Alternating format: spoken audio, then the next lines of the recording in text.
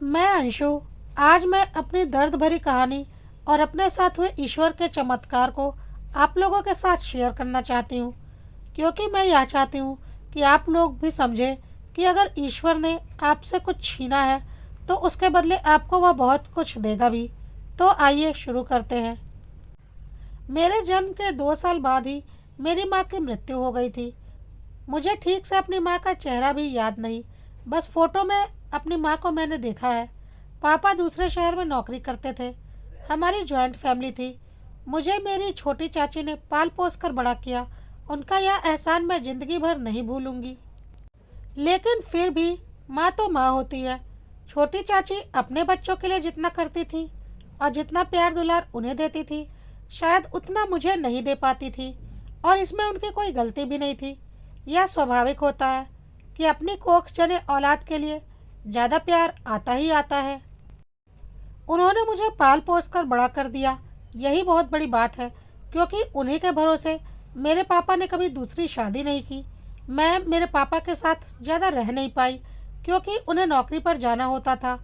तो मैं कहाँ रहती, इसलिए मैं चाचा चाची के साथ गांव के घर में ही रहती थी। पापा से साल में एक बार ही मिलना होता था। मेरे ग्रेजुएशन करते ही मेरी शादी कर दी गई। मुझे पापा की चिंता तो होती थी, लेकिन मेरी शादी के बाद पापा ने रिटायरमेंट ले लिया था और बोला था कि अब मेरे ऊपर कोई जिम्मेदारी नहीं, बाकी समय मैं अपने परिवार के साथ अपने घर में ही गुजारना चाहता हूँ। मैं भी इस बात से खुश थी कि पापा चाचा चाची और उनके बच्चों के साथ रहेंगे तो खुश रहेंगे और मुझे उनकी चिंता भी नहीं होगी। खैर, मैं विदा होकर ससुराल आ गई थी। मेरी सासू माँ बहुत अच्छी थी। उन्होंने मुझे बहुत प्यार दिया, क्योंकि मेरी शादी उनके इकलौते बेटे से हुई थी और अपने बेटे के लिए वह जान लुटाती थी तो उसकी पत्नी के लिए भी वह जान लुटाती थी। मैंने पहली बार जाना कि माँ का प्यार क्या होता है। मेरी सासू माँ ने 1 साल में ही मुझे इतना प्यार दे दिया कि मैं उनके बिना रहने की सोच भी नहीं सकती थी। सच में मुझे आज लग रहा था कि ईश्वर ने मुझसे अगर कुछ छीना है तो मुझे बहुत कुछ दिया भी है। मेरे ससुराल में सब बहुत अच्छे थे। इस बात से मेरे पापा भी बहुत खुश थे। खैर, सब कुछ अच्छा चल रहा था, लेकिन इसी बीच मेरी सासू माँ को पता नहीं क्या हो गया कि वह बेहोश होकर गिर पड़ी और किसी भी तरीके से वह होश में नहीं आ रही थी। हम घबराकर उन्हें अस्पताल ले गए। डॉक्टर ने उनका चेकअप किया और बोला कि वह कोमा में चली गई हैं। हम कोशिश कर रहे हैं कि वह कोमा से बाहर आ जाए। 2 दिन बीत गए, लेकिन सासू माँ कोई रिस्पॉन्स नहीं कर रही थी। हम लोगों की हालत खराब थी, क्योंकि सासू माँ हम लोगों के लिए हमारी रीढ़ की हड्डी थी। मैं, मेरे पति और मेरे ससुर जी सब बिल्कुल टूट चुके थे। दिन भर भगवान से प्रार्थना करते थे कि बस कुछ भी करके सासू माँ ठीक हो जाए। लेकिन 2 दिनों के बाद डॉक्टर ने बोल दिया कि अब उनके बचने की उम्मीद बहुत कम है। शायद अब वह कभी भी होश में नहीं आएंगी और उन्हें लाइफ सपोर्ट सिस्टम पर ही रखना पड़ेगा।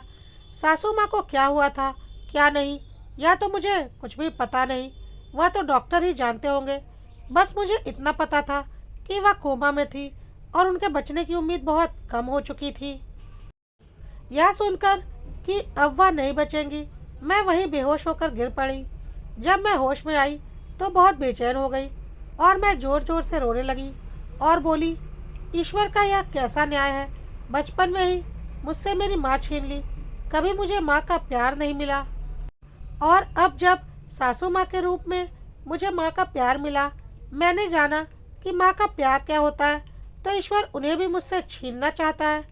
मेरे पति भी बहुत रो रहे थे और बोल रहे थे, माँ ने हमेशा मेरी लंबी उम्र के लिए तरह तरह के व्रत किए हैं, और देखो आज मैं उनके लिए कुछ भी नहीं कर पा रहा हूँ।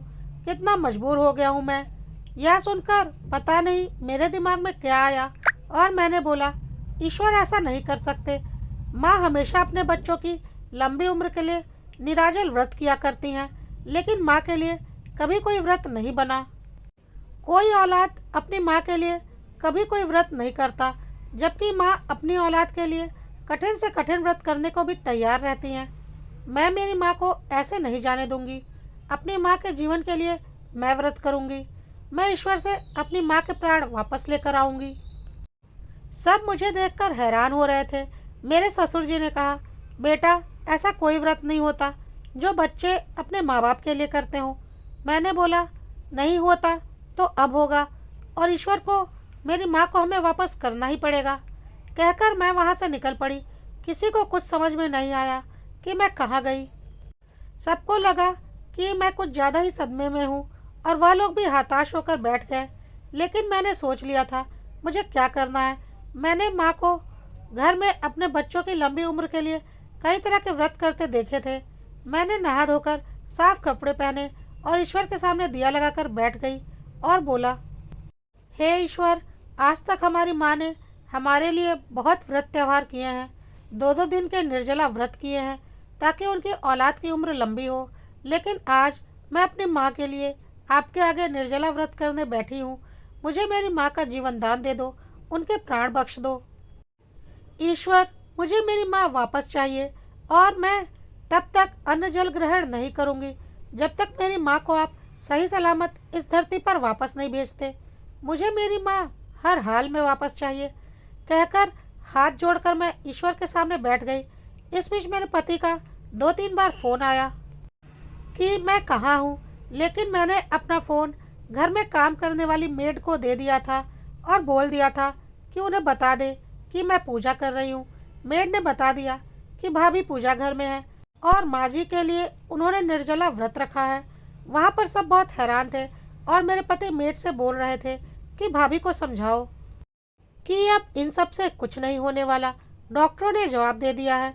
मेड ने पूजा घर के बाहर से सारी बातें बोली जो कि मुझे सुनाई पड़ी, और मैंने ज़ोर से बोला, डॉक्टर ने जवाब दिया है, लेकिन अभी दुनिया का सबसे बड़ा डॉक्टर बचा है जिसने कोई जवाब नहीं दिया।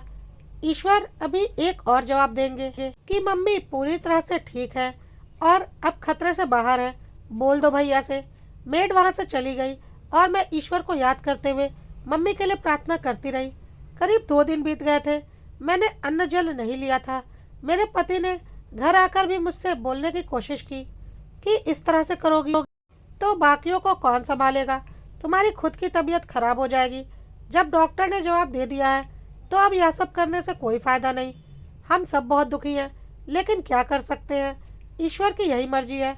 मैंने पूजा घर में ही यह सारी बातें सुनी, लेकिन मैंने बोल दिया, नहीं, ईश्वर को अपनी मर्जी बदलनी पड़ेगी। वह दोबारा मुझसे मेरी माँ नहीं छीन सकते। आप खुद मुझे फ़ोन करके बोलेंगे कि मम्मी अब खतरे से बाहर है। मेरे पति को समझ में आ गया था कि मैं नहीं मानने वाली, और वह अस्पताल चले गए। 2 बजे के आसपास मेरे पति का फ़ोन आया और मेड ज़ोर ज़ोर से चिल्लाने लगी, भाभी, चमत्कार हो गया, आंटी जी ठीक हो गई। भाभी, आपकी ईश्वर ने आपकी प्रार्थना सुन ली। ईश्वर ने चमत्कार कर दिखाया। यह सब कुछ सुनकर मुझे यकीन नहीं हो रहा था। मैंने ईश्वर के आगे मत्था टेका और दौड़कर फ़ोन उठाया तो उधर से मेरे पति बोल रहे थे, अंशु, तुमने आज अनहोनी को होनी करके दिखा दिया।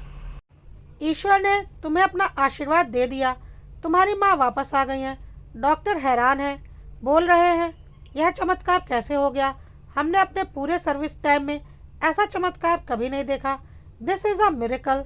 उनके बचने की 1% भी उम्मीद नहीं थी, और अब वह खतरे से बाहर हैं और जल्दी ही होश में आ जाएंगी। बहुत तेज़ी से रिकवर कर रही हैं वह। हमें कुछ भी समझ में नहीं आ रहा यह सब कुछ कैसे हो रहा है।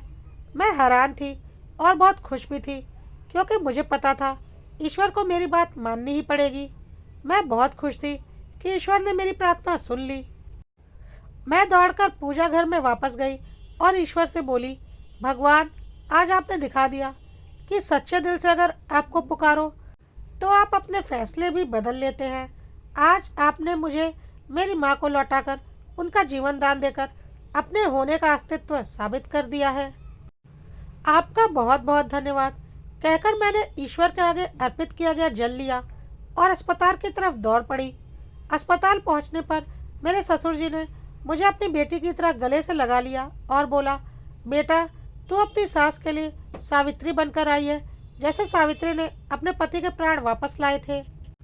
तूने अपनी सास के प्राण वापस लाए हैं। एक पिता की तरह वह मुझे सीने से लगाकर रो रहे थे।